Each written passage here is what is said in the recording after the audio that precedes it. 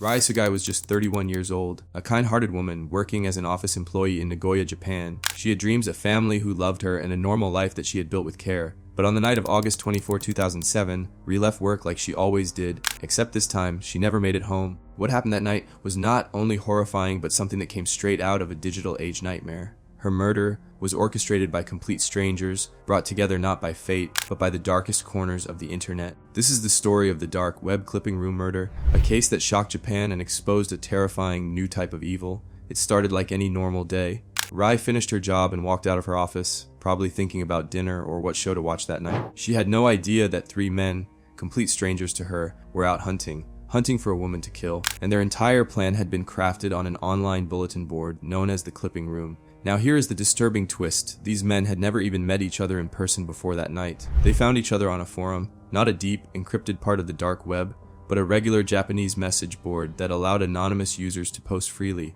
It was called the Clipping Room, and it was not a place for casual chat. This was a community of disturbed individuals who discussed violent fantasies, especially targeting women, and in that toxic environment, a chilling idea took form. What if they actually carried one out? Three men, Hiroshi Miyu, Masaru Kaneko, and Hiroshi Tominaga, decided they were done just talking. They wanted action. They began coordinating through online posts and private messages, eventually agreeing to meet and commit a murder together, not for revenge, not for money, simply for the thrill of killing. This is the kind of madness that the internet, left unpoliced, sometimes enables. On the night of August 24, they drove around Nagoya in a rented car, searching for a random target. It did not matter who it was. Any lone woman would do. That was their only criterion. And tragically, Rie Isogai happened to walk into their path. She was simply in the wrong place at the wrong time. The men offered her a ride, pretending to be good Samaritans. Perhaps they told her she looked tired. Maybe they made up a story about needing directions. Whatever it was, she believed them. And that one act of trust cost her everything. The moment she got in the car, the nightmare began. They drove her to a secluded area, and what happened next is almost too brutal to describe. Rie was beaten, strangled, and stabbed to death. She pleaded for her life. She begged them to stop.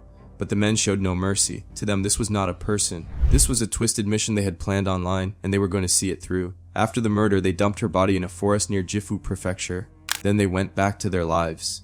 Some went to work. Some returned to their homes as if nothing had happened. But just because they left the crime scene does not mean the crime ended there. Police began investigating immediately after Rie was reported missing. And here is where things took a turn. One of the killers, overcome with guilt, or maybe just fear, spilled the truth. It was not long before all three men were arrested, and when police traced their digital footprints, what they found was chilling. The online posts, the chats, the planning, it was all there, written out like a script. The Clipping Room, once just a niche anonymous forum, became the smoking gun in one of Japan's most terrifying murders. What made this case so uniquely disturbing was not just the brutality, but the randomness. Rie was not targeted for anything she had done. She was not an enemy. She was not connected to them. She was just chosen, like a character in a game. A victim of an online fantasy that was brought to life by people who treated murder like a form of entertainment. And this is where we pause and ask, what kind of world allows this to happen? The internet is powerful, but when that power is left unchecked, it's dangerous. Spaces like the Clipping Room become breeding grounds for real-world violence. Anonymous users hide behind screens, feeling untouchable. But what they discuss can bleed into reality, and Rie Isogai's case proved that in the most horrifying way. Let us talk about the trial. The court proceedings were tense, public, and emotional. The evidence was overwhelming. The killers showed little remorse. During the trial, it was revealed that their main motivation was to feel what it is like to kill someone. They were not insane. They were fully aware of what they were doing. And that is what made them even more terrifying. They were ordinary men with regular jobs, but behind that mask of normalcy was a complete absence of empathy. The verdict: 2 of the men received life sentences. The third, who was identified as the mastermind, received the death penalty. Many in Japan felt that all 3 deserved execution. But regardless of the sentences, one thing became clear: the country had never seen a crime like this before, and it left an unshakable scar on the national psyche. After the murder, Japanese authorities began cracking down on harmful online forums. The Clipping Room was shut down, and other anonymous boards were closely monitored. But the damage had already been done. Rie's family was left shattered. A mother lost her daughter. Friends lost someone they cherished. And for what? A sick fantasy played out by strangers who never even knew her name until that night. If you think this story ends here, it does not. The dark corners of the internet continue to exist. And while some platforms have taken steps to moderate content, others still allow violent rhetoric to spread like wildfire. The Clipping Room may be gone, but its spirit lives on in other hidden spaces.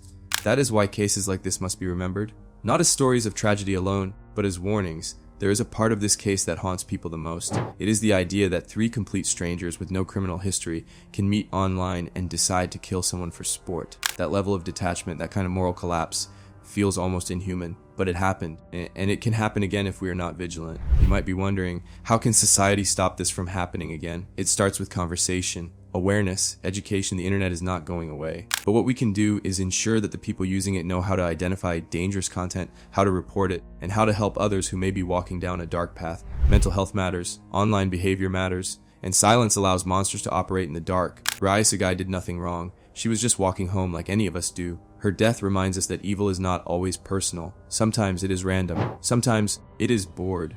And that might be the scariest kind of evil there is. When we hear about stories like this, it is easy to move on, to compartmentalize. But we should not, because every time we forget a victim's name, we give space for another tragedy to grow. Let Rie's name be remembered, not just as a victim, but as a woman whose story exposed a hidden danger in the digital age. So the next time you log into a forum or scroll through anonymous posts, remember this: words have power. Online chats can lead to real consequences, and sometimes the deadliest predators do not look like monsters. They look like users with screen names. If you stayed until the end, thank you. These stories are difficult, but they need to be told. If you want more disturbing, real crime cases from Japan and beyond, consider subscribing and turning on notifications.